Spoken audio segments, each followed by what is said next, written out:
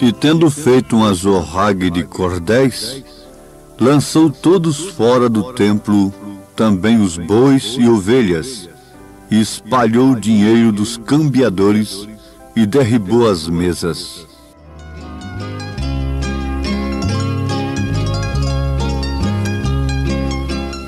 Ouvintes, a Bíblia Sagrada nos mostra vários quadros de Jesus. Isto é, Jesus em vários aspectos, sendo Ele o mesmo, ontem, hoje e eternamente. Portanto, o Verbo invariável de Deus. Muito bem. Nós o encontramos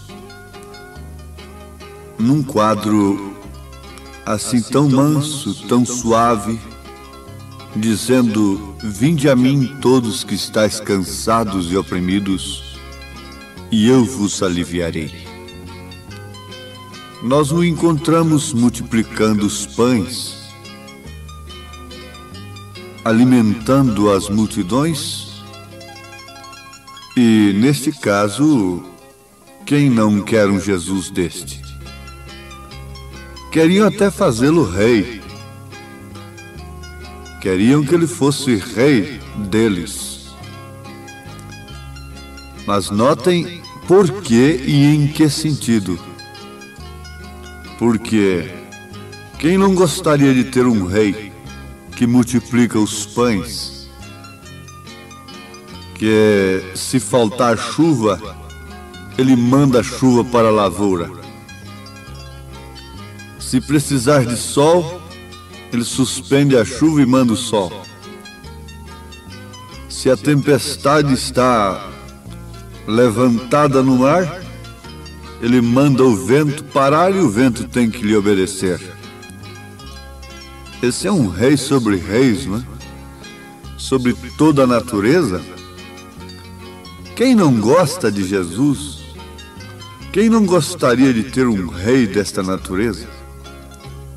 Oh, todos gostariam de ter um rei com este poder. Mas acontece que esse rei tem um azorrague na mão. E muitas pessoas não quiseram-no, nem mesmo curando os enfermos, nem mesmo libertando os oprimidos, e não precisavam do pão que ele multiplicou, porque eles tinham demais. Nesse caso, os tais não precisaram de Jesus Cristo e nunca o aceitariam como rei.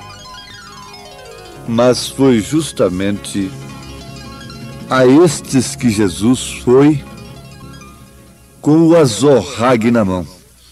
Eles estavam precisando de Jesus, embora não reconhecendo.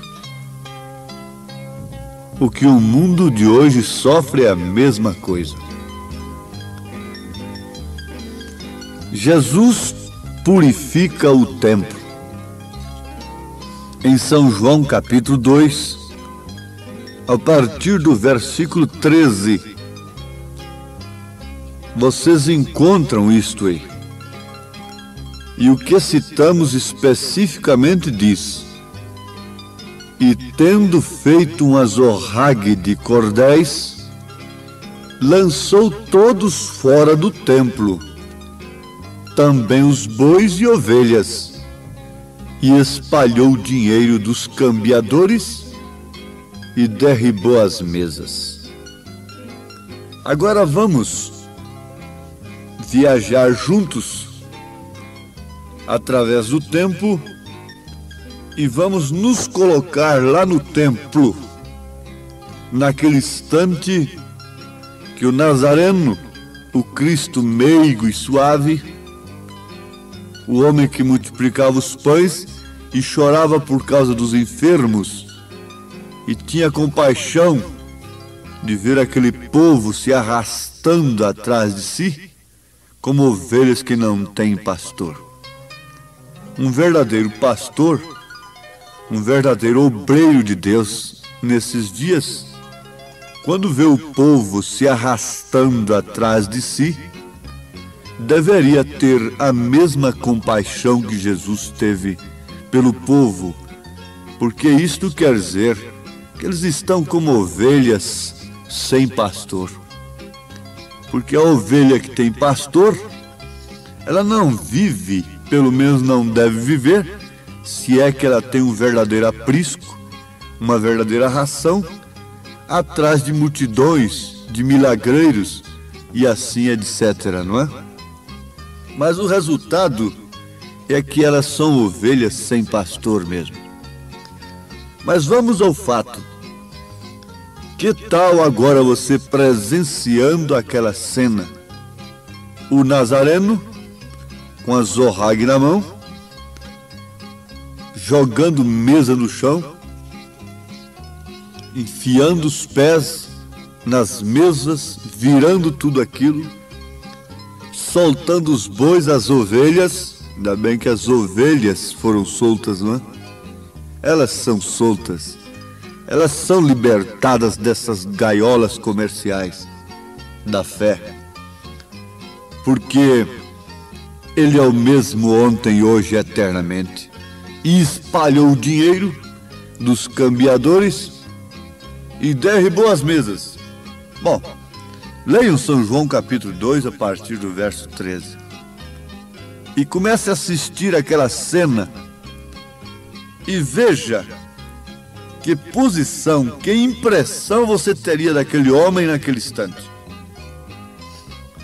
Agora viaja para o tempo em que estamos vivendo e começa a ouvir um pregador dizendo: filha, tudo está bem. Venha como está e eu vou pôr a mão na sua cabeça e você vai ser abençoado.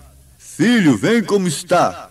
Jesus abençoa. E chorando aí, lamentando pelo rádio, nas reuniões, e gritando, e lamuriando, e gritando por Jesus, e tremendo a voz para Jesus abençoar o povo, e essa coisa toda. Bom, esse é um quadro muito interessante, não é? Muito importante e que cai na graça da maioria.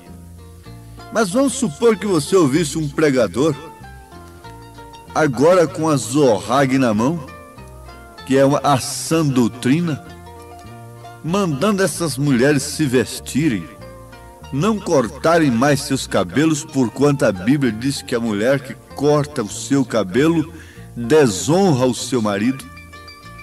A Bíblia diz. Ah, mas onde está isso? Sim, em 1 Coríntios capítulo 11, a Bíblia diz que para a mulher é honroso ter o cabelo crescido. Então quer dizer que ela honra a sua cabeça, disse São Paulo. E o mesmo Paulo disse que o seu marido é a sua cabeça. A mesma Bíblia diz que é desonroso para o homem ter cabelo crescido. Ele desonra Cristo, porque Cristo é a cabeça do varão e o varão a cabeça da mulher. Essa é a posição do homem, essa é a posição da mulher correta em relação a Deus. Ela é uma adjuntora, ela é uma companheira, ela não é um capacho para estar debaixo dos pés, mas também ela não foi posta por cabeça. Mas o que acontece se você ouvisse um pregador hoje pregando estas coisas, enquanto outros estão dizendo: tudo vai bem, filhos, um evangelho científico aqui de um lado, modernizando as coisas, e conforme você já ouviu e está vendo a prova disto, que as mulheres das filhas da grande prostituta de Apocalipse não são diferentes das suas mulheres. Quer dizer, as mulheres das igrejas hoje não têm diferença nenhuma, nem tampouco os homens, isso mostrando que eles estão todos no mesmo espírito. todos sob o mesmo Espírito, porque eles sofrerão o mesmo juízo. Foi assim no dilúvio. Todos estavam no mesmo Espírito, para que todos morressem sob o mesmo juízo. E assim também é agora. Pode estar em igrejas diferentes, mas o Espírito é o mesmo. É o espírito mundano, é o espírito do comércio religioso, é o espírito sensual, provocante. As três coisas estão na frente: fama, dinheiro e mulher. O comércio religioso foi combatido tremendamente por Jesus Cristo. Agora, de que maneira você encararia uma mensagem que implicasse, que mostrasse estas coisas nesse instante? Então seria a mesma maneira que você encararia aquela atitude de Jesus lá no templo, quando ele estava com a zorrague, açoitando aqueles cambiadores, virando mesas, mas vamos lembrar sempre, soltando as ovelhas. Eram 100 ovelhas, não é? Bom, amados, o tema é muito importante. É Jesus purifica o templo. O templo somos nós. Você veja, nesta mesma leitura de São João, capítulo 2, versículo 19, e você encontrará que Jesus respondeu e disse-lhes: derribai este templo, e em 3 dias o levantarei. Nota isto: derribai esse templo, e em 3 dias o levantarei. Agora, quando, pois, ressuscitou dos mortos, os seus discípulos lembraram-se de que ele lhes dissera isto, e creram na Escritura e na palavra que Jesus tinha dito.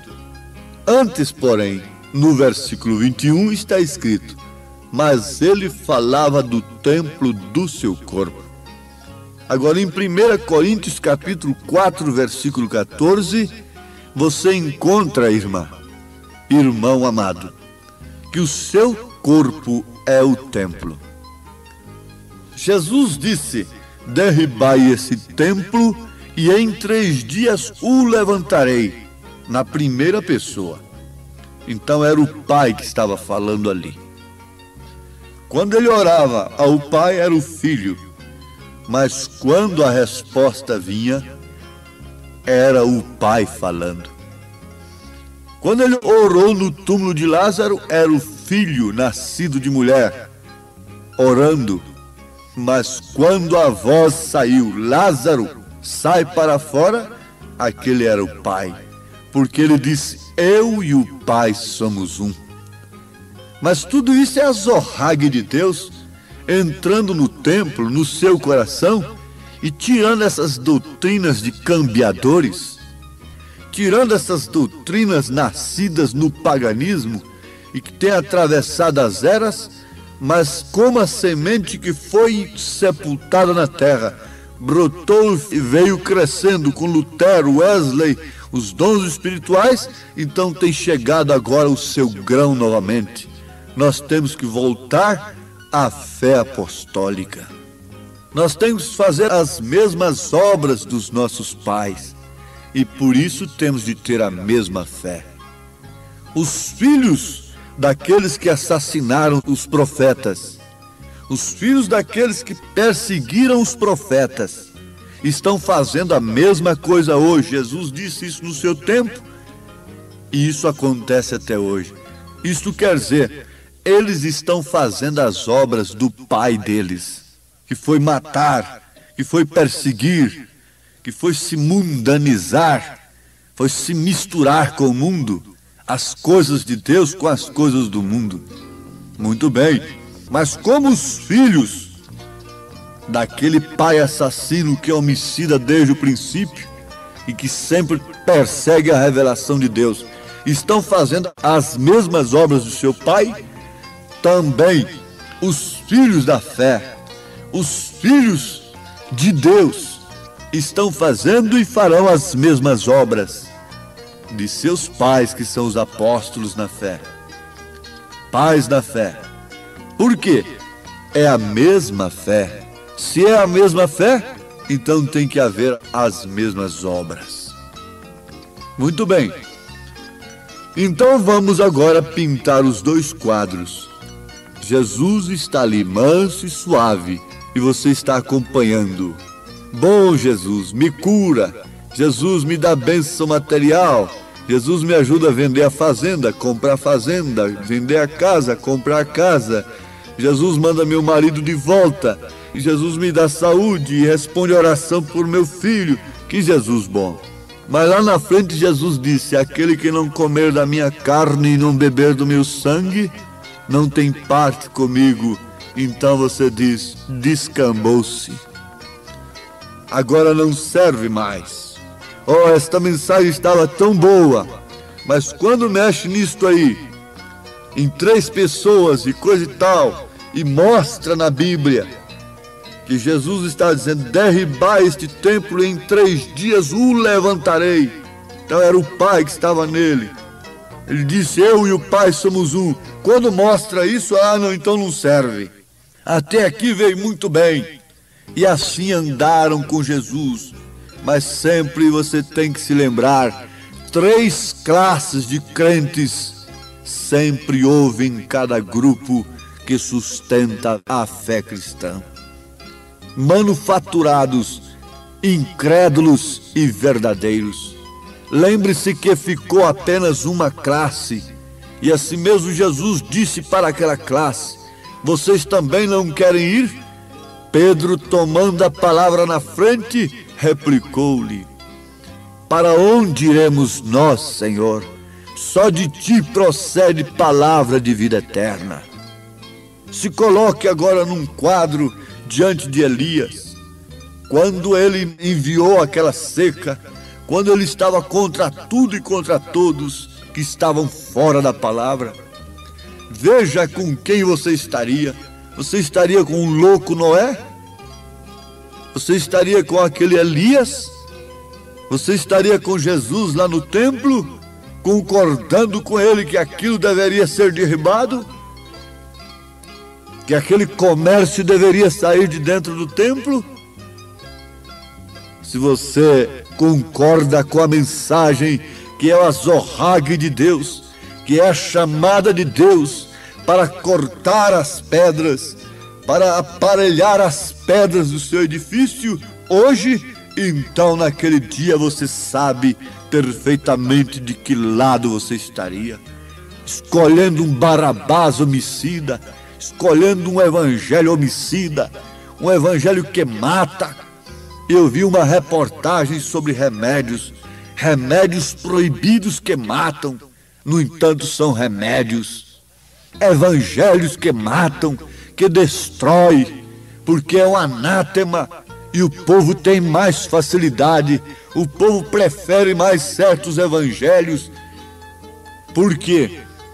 Como as mulheres estão preferindo certos medicamentos, porque eles matam, eles evitam uma dor de parto. E é o que a igreja não quer, é dor de parto. Quer ter o prazer do evangelho como a mulher quer ter o prazer do marido, mas não querem ter dores de parto. A igreja não quer ter dor de parto pelo evangelho verdadeiro. Então ela quer um anticoncepcional que não lhe deixa gerar o filho à luz e pagar o preço da vida cristã. Infelizmente isso está acontecendo. O povo está mais entrando nas coisas do mundo do que nas coisas de Deus.